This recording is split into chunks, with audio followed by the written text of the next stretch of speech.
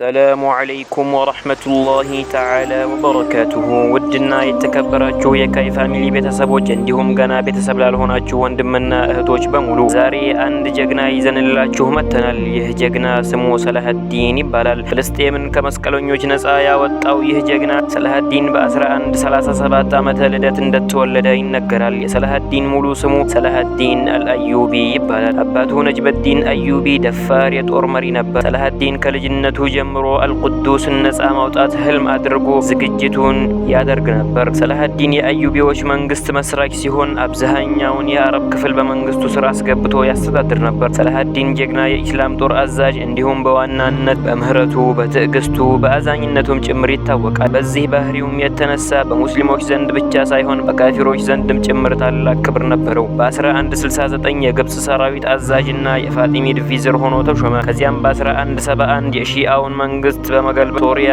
ግብጽን፣ ፍልስጤምን በአንድ አድርጎ በማጠናከር የበለጠ ኃያል ሆነ። ሰላሐዲን ቸር ግን ቆራጥ መሪ በሚል መጠሪያ ታወቀ። ሰላሐዲን 5 አውቃት ሶላት የሚሰግድ፣ ዘካ የሚሰጥ እንዲሁም ሰደቃን አብዝቶ እንደሚሰጥ በጊዜው የነበሩ የታሪክ ምሁራን ይገልጻሉ። ነገር ግን ሰላሐዲን በብዛት የሚታወቀው 88 ዓመታትን በካፊሮች ስር ያሳለፈችውን ፍልስጤምን ነፃ በማውጣቱ በእስልምና ውስጥ ታላቅ ስፍራ እንዲኖረው አድርጓል።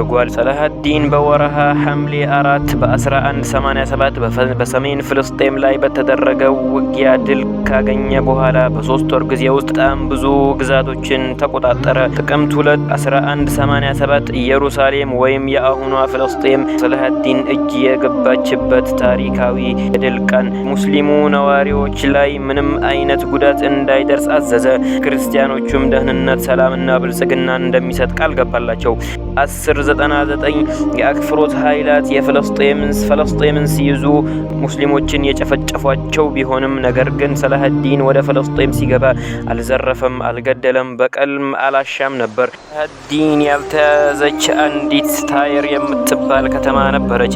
በዛች ከተማ ላይ ጳጳስ ግሬጎሪ የተባለው ጳጳስ ለሶስተኛው የመስቀል ጦርነት እየተዘጋጀ እንዲሁም ኢየሩሳሌምን ለመመለስ ለመላው የክርስቲያን ሀገራት ጥሪ አቀረበ። ጥሪውንም የጀርመኑ ንጉስ፣ የፈረንሳዩ ንጉስ እና የእንግሊዙ ንጉስ ሪቻርድ ጥሪውን ተቀብለው ወደ ጦርነቱ ገቡ።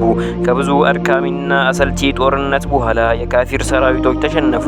ሪቻርድም ከብዙ አድካሚና አሰልቺ ውጊያ በኋላ ከሰላሐዲን ጋር ስምምነት በማድረግ ወደ እንግሊዝ ሀገሩ ተመለሰ።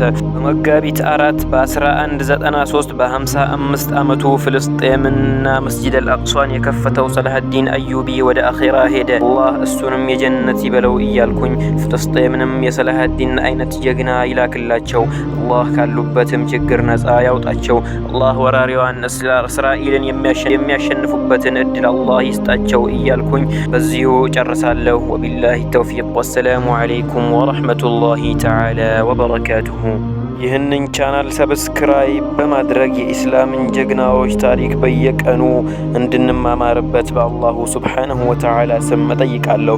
እንዲሁም እያደረግን ያለነውን ታላቅ ልፋት ለመደገፍ ሰብስክራይብ እንድታደርጉን አሁንም በድጋሚ በአላሁ ሱብሓነሁ ወተዓላ ስም እንጠይቃችኋለን።